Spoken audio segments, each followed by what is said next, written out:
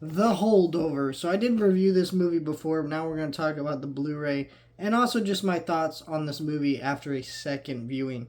So this movie came out on Blu-ray at the beginning of the month. I didn't have time to watch it until now. It's kind of a long movie. Most of the movies I've watched recently for these kind of Blu-ray reviews I've been doing on my second channel, they've been about an hour and a half, except for like JFK. And so this one took a little bit to get through, but I really enjoyed this one. So there's the back, there's the front. So there's some deleted scenes working with Alexander Payne, the cast of The Holdovers. There's also an alternative ending on here, which I'm surprised that they don't actually advertise.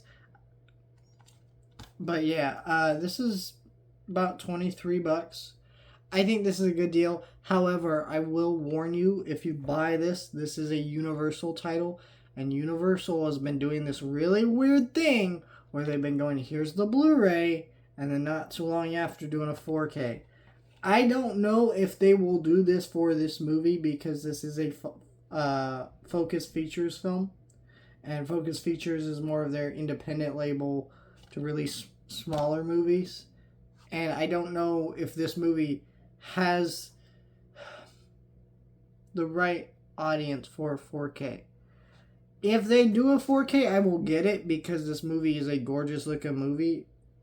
It is purposely meant to look like an older film, like it was shot on film. And I think 4K would only enhance that, right?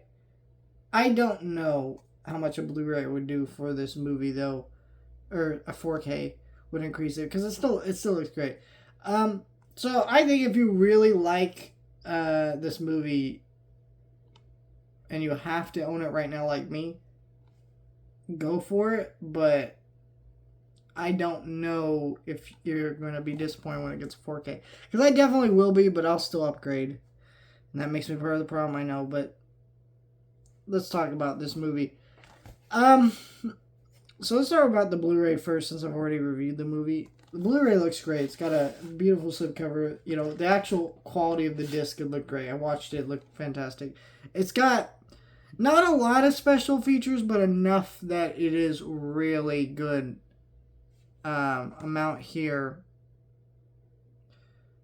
I mean, you know, you get an alternative ending, working with the cast and crew of the movie, deleted scenes. So that's more than we normally get on these studio titles. So that's just the right amount. And there's not too much to it than that. Pretty simple Blu-ray release, but this movie. So I'd seen this movie once before, and I loved it the first time I watched it. But it felt more like a like than a love, if that makes sense. Where I was like, I really like this movie. I'm leaning on the verge of loving it. And then, this is why I say it's really important to let movies sit with you. So this movie sat with me for a little bit.